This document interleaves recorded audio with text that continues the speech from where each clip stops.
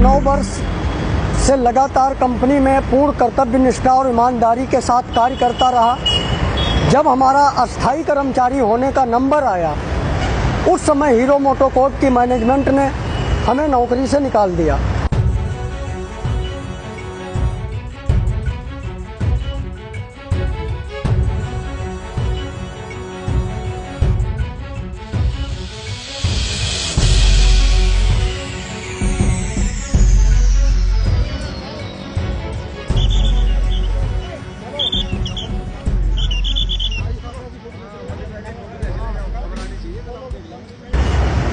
हम पति पत्नी महीने भर मैनेजमेंट के पास आते रहे बातचीत के लिए, लेकिन बातचीत के दौरान मैनेजमेंट ने हमारे हर एक बात को दरकिनार कर दिया, इग्नोर कर दिया।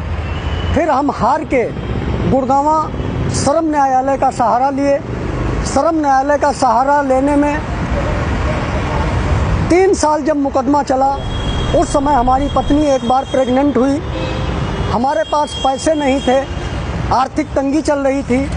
हम सोचे कि हमारा 2 लाख रुपए पीएफ है, वो पीएफ का पैसा हमें मिल जाए ताकि मैं अपने बीवी का दवा करवा सकूं।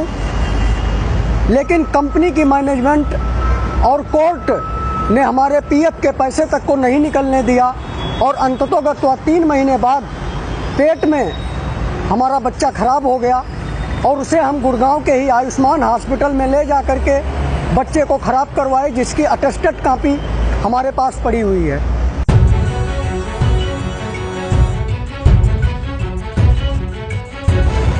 हमारे पीएफ का पैसा निकलवाने के लिए जो मैनेजमेंट टीम की साइन हुई थी हमारे पीएफ के फॉर्म पे, उस पे लेबर कमिश्नर वरुण बेनीवाल साहब का भी साइन हुआ था और हमारे वकील और गुड़गांव के जनरल सेक्रेटरी के पोस्ट पे रहते हुए मिस्टर सुभाष दीवान जी, उन्होंने भी आइडेंटिफाइड किया था।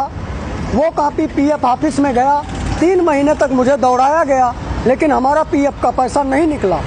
अंततोगत्वा मैं पीड़ित होके अपनी सारी बातों को हरियाणा मुख्यमंत्री को एक ज्ञापन सौंपा। हरियाणा सरकार की तरफ से एक नोटिस आया लेबर डिपार्टमेंट को। लेबर डिपार्टमेंट में मुझे बुलाया गया। मैं और मेरी पत्नी लेबर डिपार्टमेंट में गए। सभी ने कहा कि आपके पीएफ का पैसा निकाल दिया जाएगा। उस समय वहाँ पे मौजूद हीरो मोटोकॉर्प की मैनेजमेंट थी। उस समय लेबर कमिश्नर वरुण बेनीवाल साहब भी थे। उस समय गुड़गांव के जनरल सेक्रेटरी मिस्टर सुभाष दीवान साहब भी थे।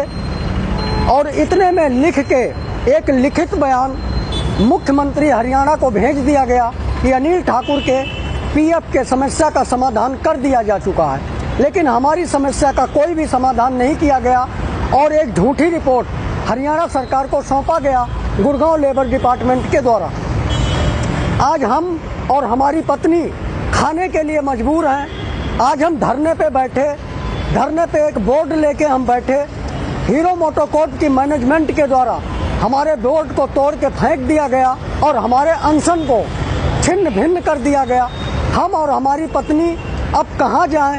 हम ये सवाल भारत की जनता से करना चाहते हैं। हम ये सवाल भारत की सरकार से करना चाहते हैं कि आज हम अपने परिवार की रोजी रोटी कैसे चलाएं, अपने जीविकोपार्जन के लिए क्या काम करें। मैं सर आया कंपनी में मुझसे कहा कि आपकी कोई डिमांड है, तो सबसे पहले मैंने डिमांड रखा कि मुझे नौकरी दे दिया जाए। इन्होंने कहा कि नौकरी पे हम नहीं रख सकते। हमने कहा कि आपका दूसरा प्लांट है, उस प्लांट में मुझे नौकरी पे रख दिया जाए। इन्होंने कहा कि नौकरी बिल्कुल नहीं दी जाएगी, आपको अपना अमाउंट बताओ। मैंने कहा कि आप इतना अमाउंट कर दीजिए जिससे एक गरीब आदमी जी सके और अपने बीवी बच्चों के जीवन यापन के लिए कुछ धंधा बिजनेस कर सके।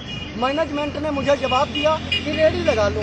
मैंने मैनेजमेंट से कहा कि रेडी नगर निगम वाले रेडियों को हटवा रहे हैं, पुलिस वाले रेडियों को हटवा रहे हैं, हम कहाँ रेडी लगाने जाएं? हमारा यहाँ कोई नहीं सुनेगा, यूनियन का प्रधान मैनेजमेंट कोई नहीं सुन रहा है। और श्रम न्यायालय में ना हमारा कोर्ट कचहरी सुन रहा है और हम अपना कह रहे हैं हमें जीने खाने भर का दो। मैनेजमेंट कह रहा रेडी लगा लो। हमारा हस्बैंड ITI करके किया था रेडी लगाने के लिए, फिर रेडी लगवा दे अपने कंपनी के सामने।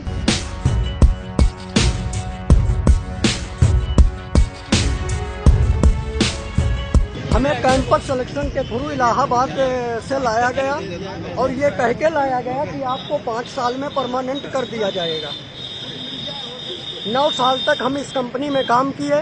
9 साल काम करने के बाद जब परमानेंट का नंबर आया तो हमें यह कहकर कंपनी से निकाल दिया गया कि आपका चरित्र खराब है।